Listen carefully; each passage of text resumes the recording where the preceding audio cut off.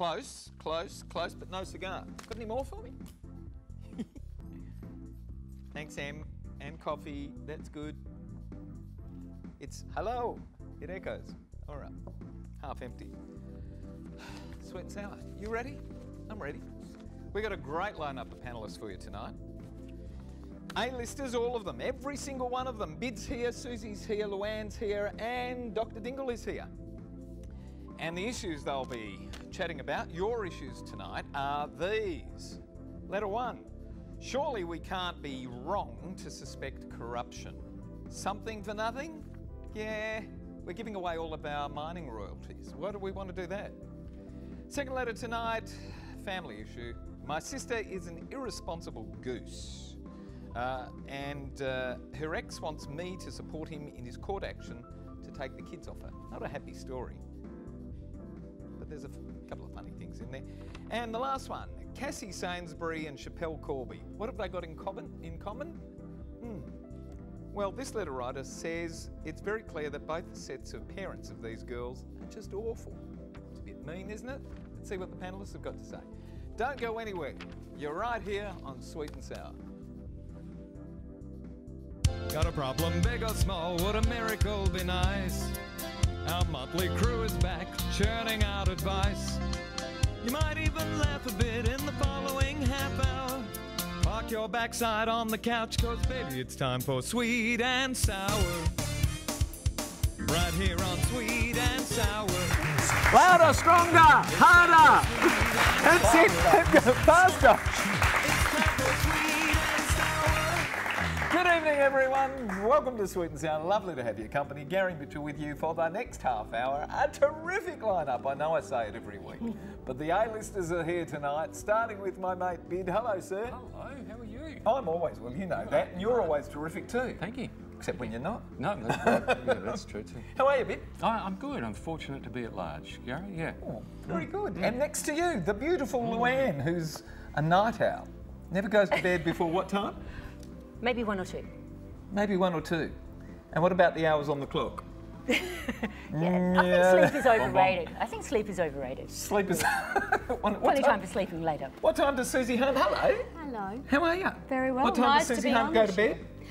What time do I go to bed? Oh, whatever, but I'm up at ridiculous hours. I don't know. I hear a sound. Ever since I had children. We've got to congratulate you too, don't we? Oh, thank you. You've become the president of the architects in WA, don't you? Oh, the Institute of Architects. The Institute of Architects. And are you the first woman to hold that position? I am the first woman Whoa. to ever even That's a run for milestone. election. Well done. Yes. Since 1896, it's been an old You've been there for how long? 1896, Wow. all the boys have been there. And boys, so you're tired. yeah, I know. Exactly. Oh, well done. No, it's How good. long's the position for? 2 years. 2 years. So you're on that, you're on the Rottnest Island board, I you're am. on... Do we... Do I have a practice? No wonder you And don't sleep. No, I don't. Well, no, I don't sleep because I had twins. That Oh, kills you you. got used That to kills your sleeping pattern forever. Dr. Dingle is here with us as well. Hi, Doc. And ask me if sleep's overrated. No! I'm in bed by some nights are 8 o'clock, 9 o'clock's a Not late tonight, night for me. sunshine. Tonight, this is causing problems with me. Sleep is an essential What time nutrient. do you wake up? 5 in the morning. Yeah, 5 in the morning, go to bed at 8 at night. 8 or sometime. 9 o'clock. 8 or 9? Up at 5. Up at 5, yeah. If I go to bed Fantastic. a little bit later, I get up. You need sleep. You need 7 need 8 hours sleep. You need It's sleep. linked with every single chronic illness in the world. What about that notion Baldness. that... What about that notion that the Europeans have, that you have a siesta in the afternoon? Oh, brilliant, I brilliant. love brilliant. that. Yeah. But not too long. It's got to be a nice, really little snap. You know, a short nap. All right. I like Told snap. you, the A-listers. And these are your letters for tonight. First one comes to us from Cameron in South Guildford in WA, spelt with a K. Dear Sweet and Sour, I think the Queensland and federal governments should be totally ashamed of themselves. I'm referring to the complete sellout to the Indian Adani mining company that will amount to a total remission of practically all royalties coming from this new mining venture in Queensland. Adani will ultimately extract more than $22 billion worth of Australian coal and ore from this mine, and the politicians are going to give it to them for practically nothing. That is, the initial royalty stream of $320 million, that's only the initial royalty stream, wow, will be discounted down to $2 million. It's utterly obscene. Are these politicians on the take? If we can't get a proper royalty, then leave the minerals in the ground for our future generations. I'm in disbelief that the miners have so much pull with our politicians that they expect to receive our minerals for practically nothing. What could possibly be in the minds of these decision makers? Surely we can't be wrong to suspect corruption. Something for nothing? What do the panellists feel is really going on here? As we said, Cameron, South Guildford. First up, Suzie.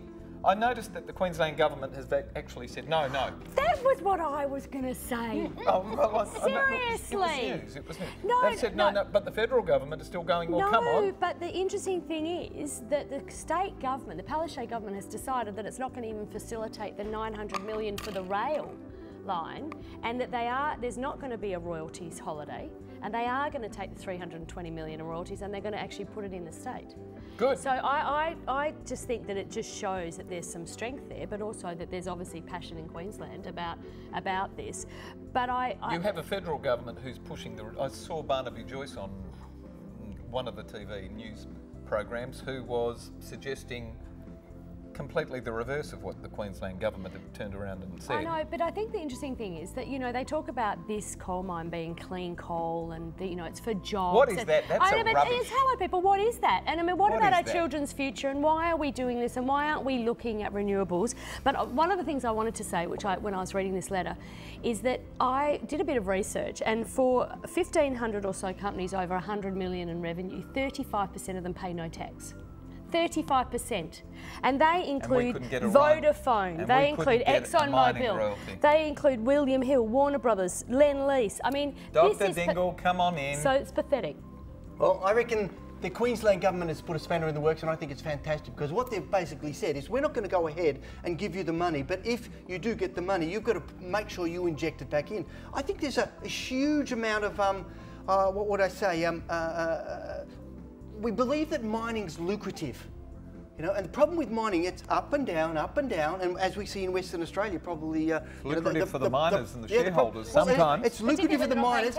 It's lucrative for the really big machines that are made overseas, and it's lucrative for the engineers who come from overseas to work the mines. But it doesn't filter through. So I think we've got real problems in the way that we promote mining and borrowing money. I'm sorry. I don't see it as on, and at the end of the day, we're going to end up with a global catastrophe called the death of the Great Barrier Reef. Oh, and that is serious. Bid. Oh, look, I'm on both sides of this. For the first time ever, I'm on both sides of the seam. I'm not a warmist. I've said before in this program, I'm less convinced by the science, or so-called science, of climate change than I was 30 years ago. But coal is a dirty fuel. There's no two ways around it. The idea of clean coal is one of Trump's alternative facts, I think. Whatever, you don't want that stuff belching into your atmosphere, it's just common sense. On the other hand, who are we to deny China and India and Pakistan coal, because we're the people who have built our industry on it. It's incredibly hypocritical. So we still rely on coal for baseload power to keep these lights on. So we're hardly on the moral high ground when we're standing on a mound of burning coal to keep these lights on. But Louanne, why should we pay for it? Oh, yeah. Getting back to the politicians, I'm with Groucho Marx, who said that anyone who stands for high office ought to be excluded on those grounds alone. Come on, Louanne, last word. Okay, well, you know, it's not just about the $22 billion worth of royalties over the lifetime of the mine is what they're saying. So to only have $2 million in your first year, well, that's one thing. But we're talking about jobs, which Queensland needs. We're talking about 10,000 jobs. We're talking about a rail line. And there's the other flip of the coin. Absolutely. Jobs and the rail line. And also an injection. It's a business. It's a business transaction. It's a fantastic business opportunity for these people, isn't it? The 4 big banks didn't want to touch this. They won't fund it. So banks won't fund it, so you have to. This is, well, exactly. And the impact on the environment is probably more the cost. The cost, not so much the, so you go, well, we've got jobs on this hand and we've got the environment on this hand, we've got the Great Barrier Reef, is this worth more? Evil trade-off. Evil. We asked our Facebookers at home this question: do mining companies in Australia have too much power and influence? And the results are these on your screen right now. 61% said no, although it's there it says 69%. That's an error, it's 61%. And 39% said no. Who checks these, Travis? When we come back, we've got more of Sweet and Sour. Don't go away. See you soon. Now let's have a look. I couldn't find what the next topic was. Getting in touch with Sweet and Sour is easy. Just head to sweetandsour.net.au to send us a letter. And while you're there, why not check out our past episodes? Plus, don't forget to like us on Facebook and follow us on Twitter. And for a behind-the-scenes look at Sweet and Sour, check us out on Instagram. And for everyone who does write into us and we discuss on the show, we're going to send you to the movies, courtesy of Natalie Cameron and NRC Communications. And the movie we're sending you to this week is Viceroy's House. Thank you, Nat. I want to go and see that. I haven't seen it yet. Here we go. Hi, panellists. Coming to us from Q in Victoria, Camillo writes, my sister is an irresponsible goose. She's been a single mum to 2 kids for the last few years. It was her freewheeling ways that had her now ex-husband leave her, all out of desperation when he couldn't control her inappropriate urges. She would sunbathe nude in the backyard, invite street people into their house to shower, and allow her young children access to adult literature. She's simply nutty, which plays out, as I've said, into being irresponsible on so many levels. Now she wants to take her 2 kids out of school to go backpacking in Africa and the Middle East. Her ex wants me to support him in his court action to take the kids off her before she's able to whisk them overseas, and I have more than half a mind to do so. How do I make this insufferable woman see reason before she either loses her kids or drags them into dangerous lands? What is wrong with her? Comes to us from Camillo, as we said, in Victoria. Doc, anything wrong with this woman? No, I like her. I like her. Look, there's an issue here, you know, when you say freewheeling ways and irresponsible goose and so on. Everything you've described in there sounds a little bit like me, except the adult literature, okay? Giving access to adult literature to children, yeah, I disagree with, but I'm not sure what you mean is adult literature compared to what she means and other people in her society. So at the end of the day, I don't think she's lost the plot. There are issues of taking kids overseas and through the Middle East and so on. But that's easily controlled by passport. In fact, the husband has some control over the passport if they can go overseas or not. I don't think she's an insufferable woman. I really like the idea that she's taken people off the street and given them shelter. That sounds a bit like she's a compassionate human being. It sounds a little bit like my mum-in-law. My mum-in-law used to do it, yeah, and there'd be people out in the street asleep after a few too many beers, and she'd bring them in and shower them and put them in and so on like that. That's what our society is actually lacking. Compassionate. Yeah, and also teaching some of these important social skills. That, you know, look, I'll be honest, I think school's got so much crappy stuff in it. Travel the world when you're young and learn about cultures. Susie, is she doing anything wrong here? No, I think that Carmelo's an insufferable man, I have to say, and God forbid sunbathe in the nude. I would have to say that my partner, who won't be watching this program, would love me to be sunbathing in the nude, but I don't. I've never done that. No, I think inviting street people in, I agree with the doc there. I think it's a fantastic thing. Even one of the Kardashians did that, for God's sake. Take your kids to see the world, I think, is one of the most amazing things that you get, a gift that you can give your children.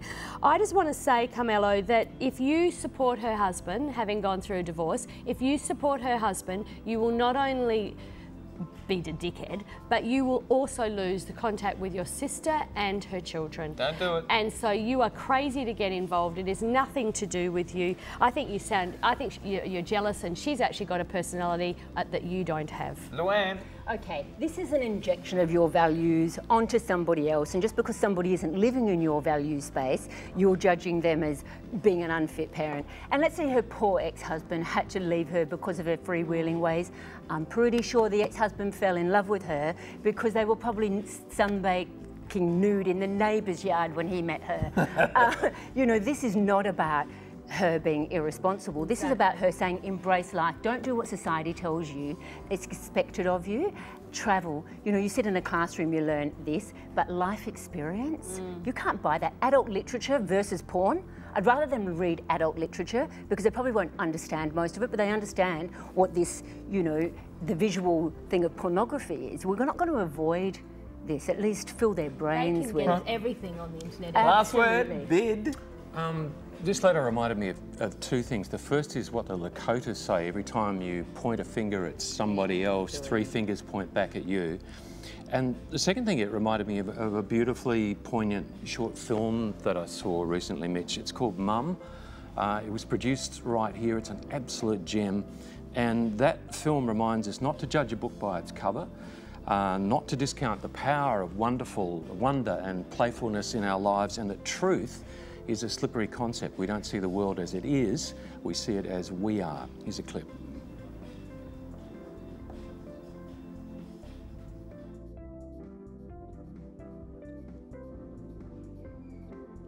Did you edit that yourself? Edit? I took all of them. That one was really close.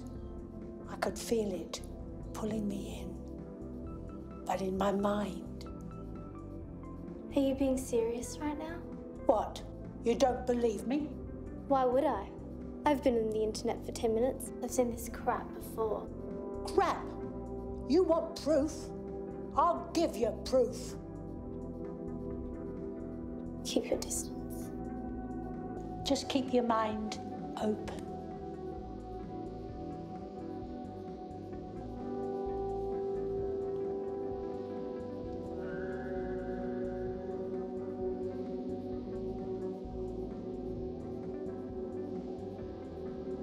Oh.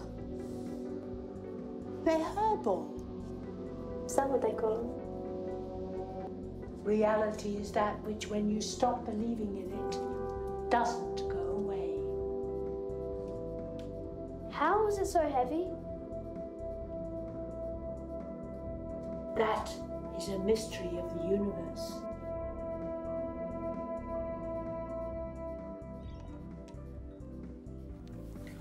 I love short films. If novels are the right words in the right order, then poetry is only the right words in the right order, and I feel the same way about movies and short films. And this one starts with a simple, clear, relevant issue. The characters are people we can care about.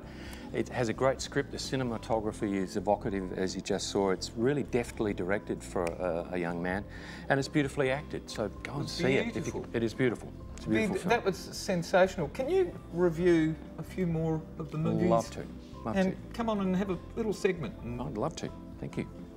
That one was done by our producer. It was produced by our producer here at Sweet and Sour, Travis, and it's got a beautiful look to it and a beautiful theme. Thank you for doing that, Sue. Pleasure. See you again with some of those on the show. In a month or so, thereabouts? Can you bring one on once a month? Absolutely, love to. Why not? Terrific. When we come back, we're talking about Schapelle Corby and Cassie Sainsbury. And who are they? We'll find out.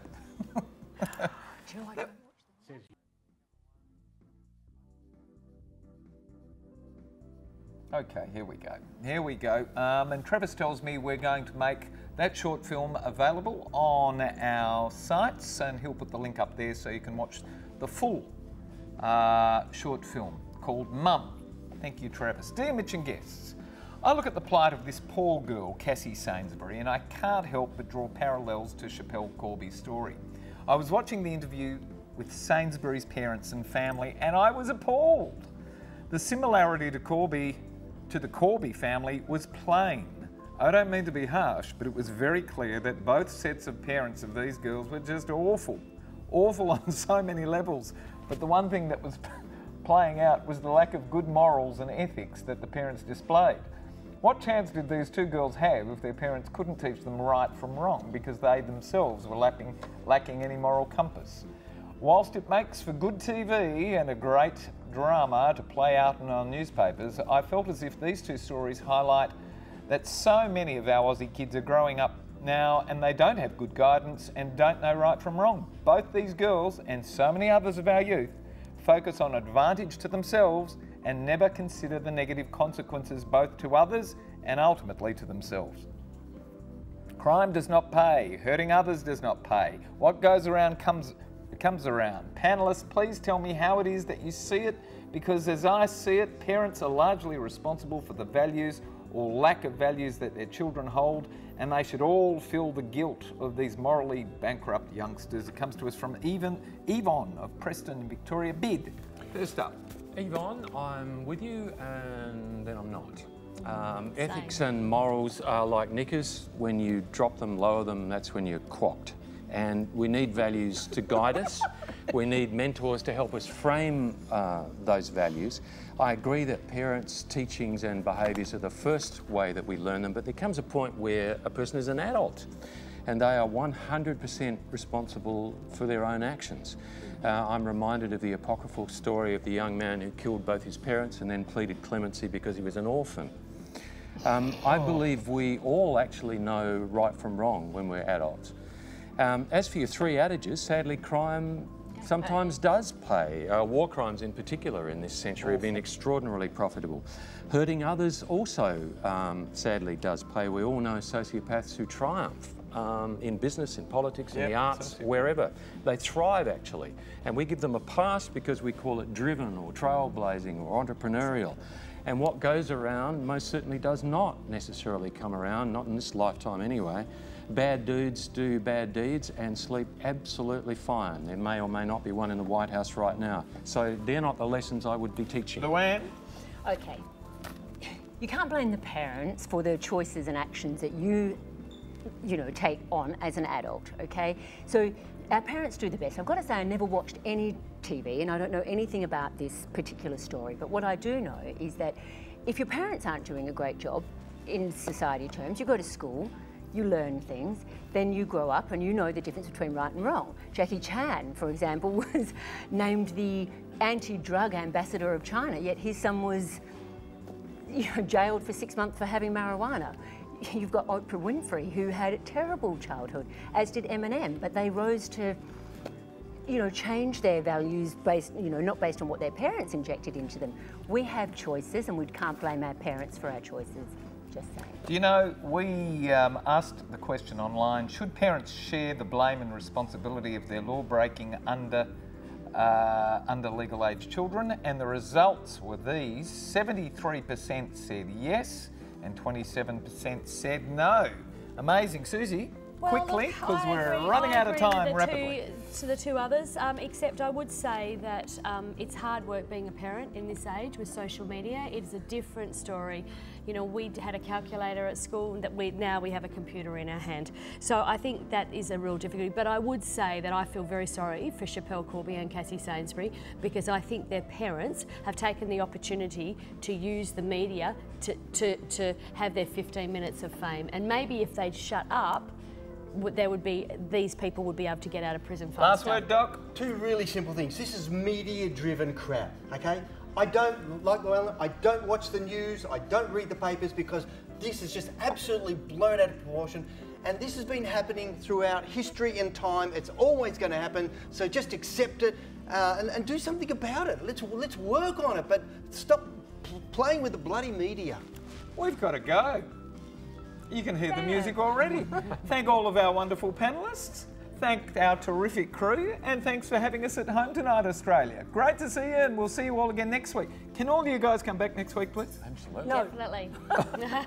We'll work on Louanne. Good night, everybody. Thanks for having us at home. Bye-bye. There's a big sign over there that says time's up.